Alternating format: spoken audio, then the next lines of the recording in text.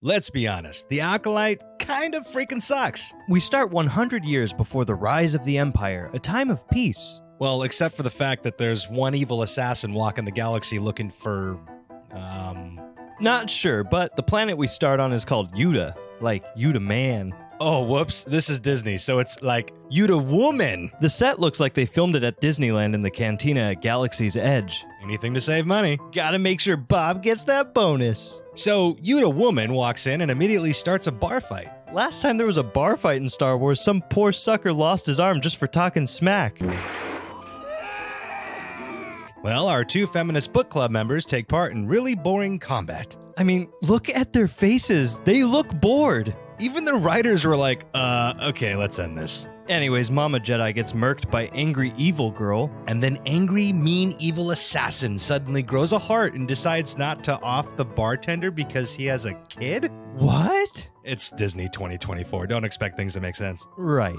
We find out that our lead is named Osha. Ah, so no one likes when she shows up. And she commits all sorts of OSHA violations. Yeah, apparently by day she's a regular mechanic and by night she's an evil assassin Jedi merkin badass. Typical. Osha gets hardcore questioned by this dude Yord and Batwoman, but she's so good at lying that I actually forgot she's a murderer. She gets taken in anyways. Well, yeah, the guy she decided to be merciful with narked on her, making us all feel regret that she saved him. Yeah, she should have taken him and his whole family out back at the bar. That ungrateful... Whoa, okay, calm down. My bad. Disney is just so good at making me pick sides with their superior writing skills. Now we get to meet the next members of the DEI cast, Jedi Master Training Soul. Is that the guy from Squid Game? Oh yeah, it is. How appropriate. He's named after his hometown. Dude, no. Seoul like the sun, not Seoul like the city in South Korea. We'll just call him Squid Game. Okay, so Squid Game and bald green lady who desperately wants to be intimidating but looks like a regular person who had green paint dropped on her discuss current events that are currently taking place right now,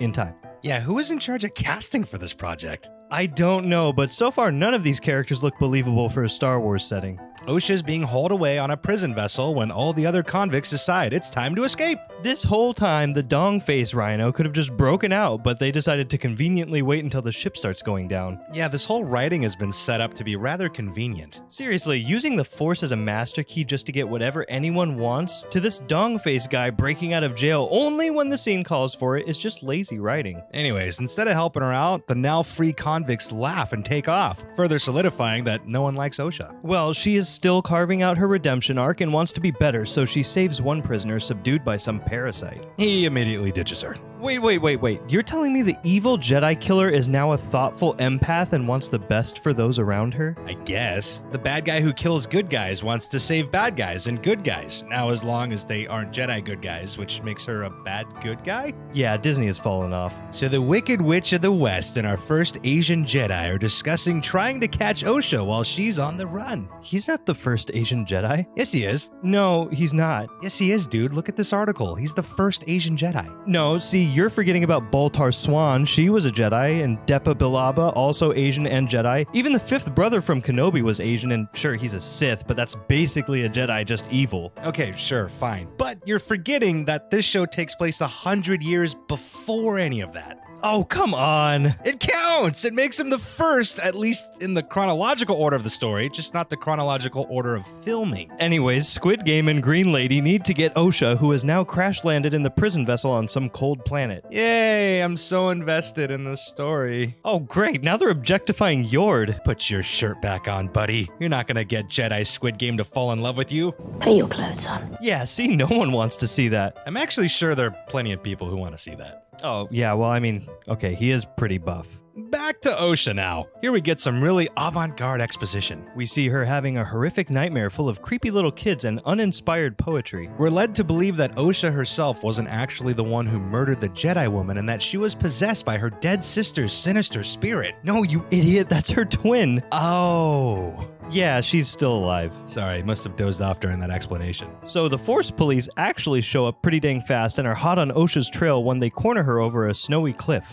How convenient. Anything the writers can do to put in another corny force catch gimmick. Yeah, every time someone's gonna fall now, some force master just catches them and pulls them up or saves them from hitting the ground. It's really getting old, isn't it? Wow, the show ends with quite the twist. What happened? I fell asleep. Her evil twin sister is the assassin, and Osha is actually a good guy. And we were watching two different people between the mechanic and the assassin that killed Big Mama Jedi in the beginning. No way! Wait, then why did the evil assassin have a change of heart and not kill the bartender? No idea. It's Disney 2024. The writing sucks. Off to episode 2. Well, now that we know that there's a difference between Evil May and Wholesome Osha, we start off with Evil May doing some dominatrix shenanigans with Jedi Torben. Torben? Like the dwarf from Overwatch? No, that's Torbjorn. Ah, okay. Torben has cheats enabled, so he just sits there meditating on how to get better show deals while May tires herself. Back on the SS Soul, our wacky cast of weirdos talk about how to find May and put an end to her evil antics. Well, she can't even kill a sleeping dude. Looks like she can only kill middle-aged female Jedi. So May seeks the help of her drunkard friend who will make a weapon for her. Wait, it's just the ooze from the Teenage Mutant Ninja Turtles movie. We quick cut to Soul and Osha talking about some past trauma no one cares about, and right back to May in the Jedi Temple. She's here to ooze Torben. There's no way she will win. Torben hasn't spoken to anyone in 10 years. He's been in a deep meditative state that cannot be disturbed. He's withstood all distractions and attempts to get him to speak. He will not be moved. Oh wait, he just woke up because May guilted him into feeling bad for her. Dude, what is the show?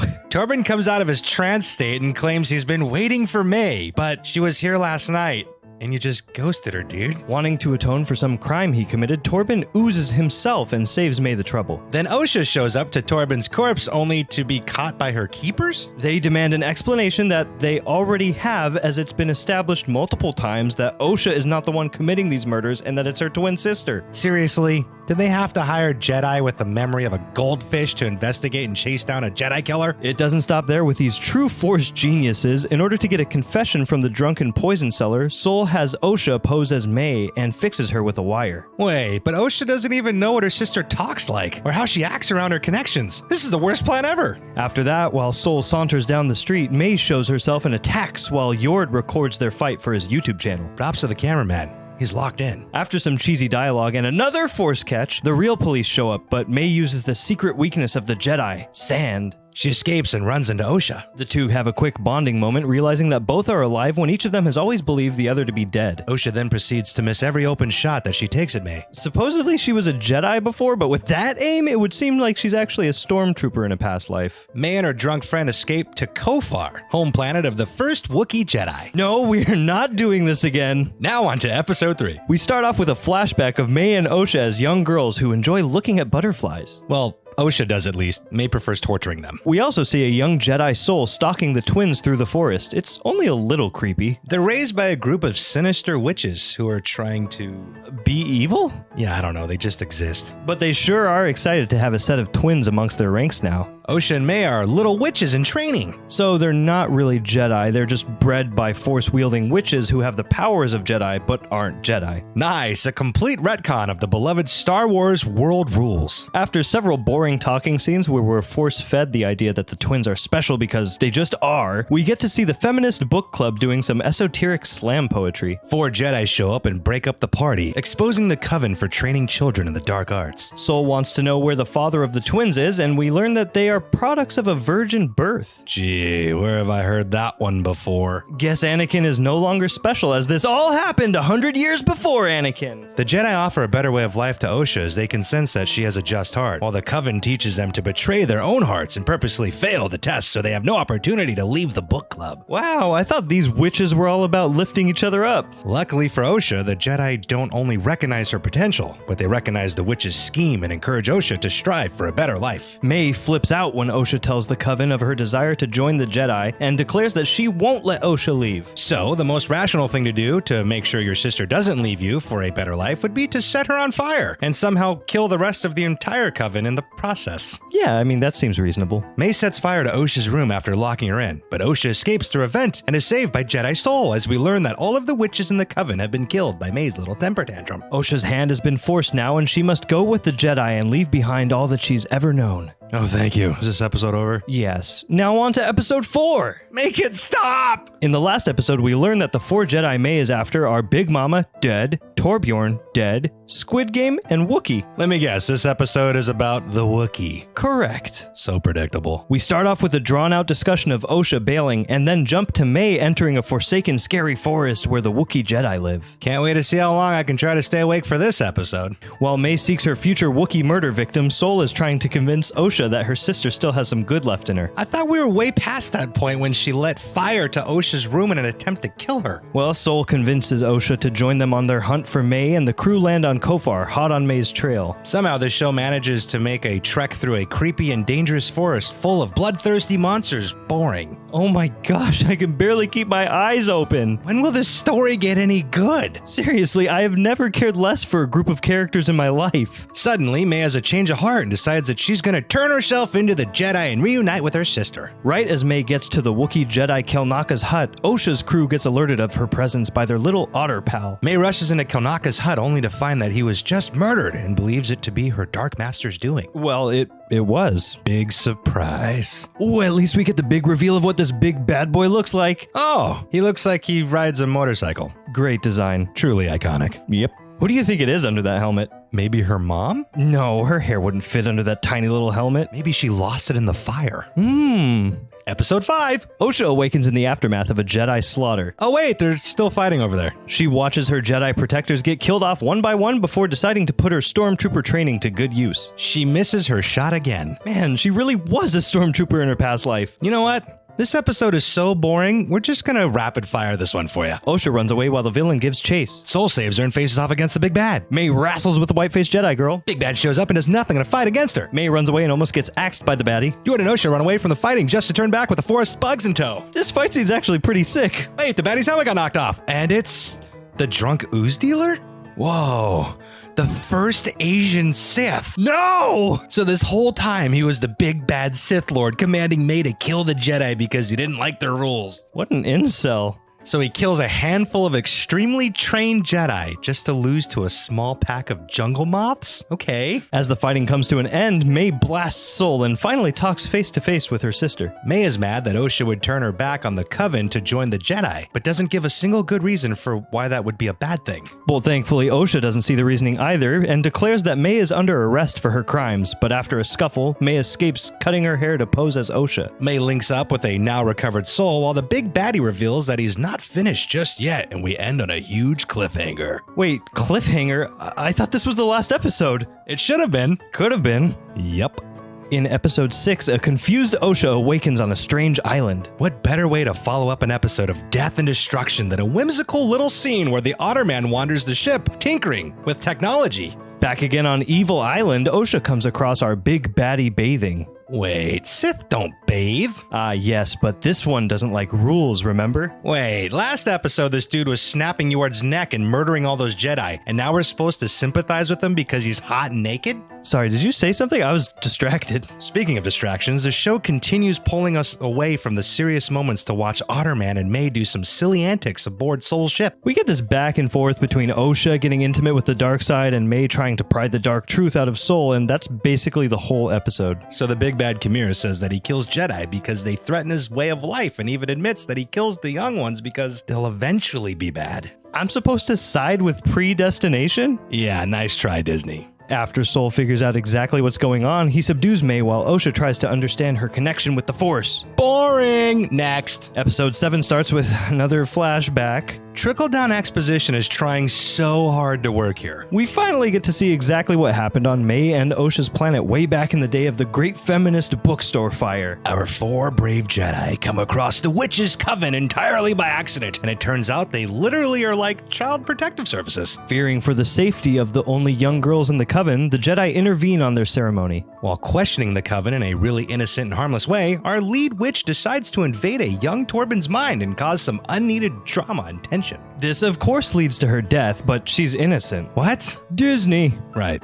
Both girls are instructed to fail the Jedi test on purpose, and May reveals that they are to be sacrificed for the good of the Coven. Wait, didn't we already see this in episode 3? Young May is brainwashed into fighting the Jedi, and the witches decide to make their last stand. We see that the witches wanted nothing but violence instead of the best for their children, resulting in Mama Witch's death. But Mama Witch said she was being Mama and was going to let Osha go with the Jedi. Yeah, but the show needed her to just die so we could feel sad for Osha and May and eventually accept the final arc to come. This is so forced. The Coven possesses the first Wookiee Jedi and makes the Jedi fight until the spell is broken, which kills the witches. Wait, how does disconnecting their possession portal somehow just instantly kill them all? I have no idea, man. They probably just needed the scene to wrap up and move along. Wait, so the witches caused their own demise this entire time? I thought this episode was supposed to show us that the Jedi actually did something bad. Well, finally we move along to the final episode. While Osha tries to connect with the Force, she sees a vision of May killing Sol. Back on Sol's ship, he tries revealing the truth to May, that her and Osha aren't sisters. But before he can explain,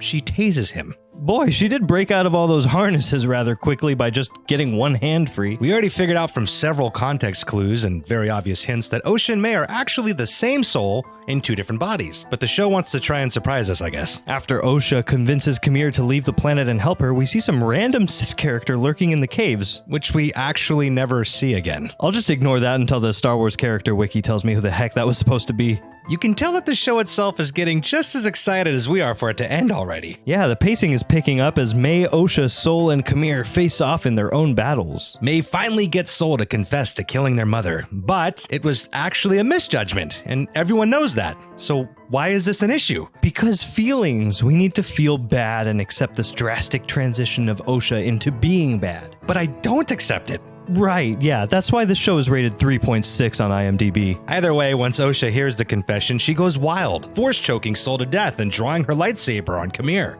Sol was like the only true good guy in this story, though. Was his death supposed to feel good? I'm confused. Yeah, so were the writers. Finally, we get to the end of this boring trash fire of a show where we see the investigators covering up the story by claiming that the events of the Great Feminist Bookstore fire were all Sol's fault. Wait, what? They're covering it up and dumping it all on Sol? They state that he most likely took his own life to cover all tracks leading back to the Force Coven? Oh my goodness, this show freaking blows. This is like the worst ending ever. Oh hey, there's Yoda. True.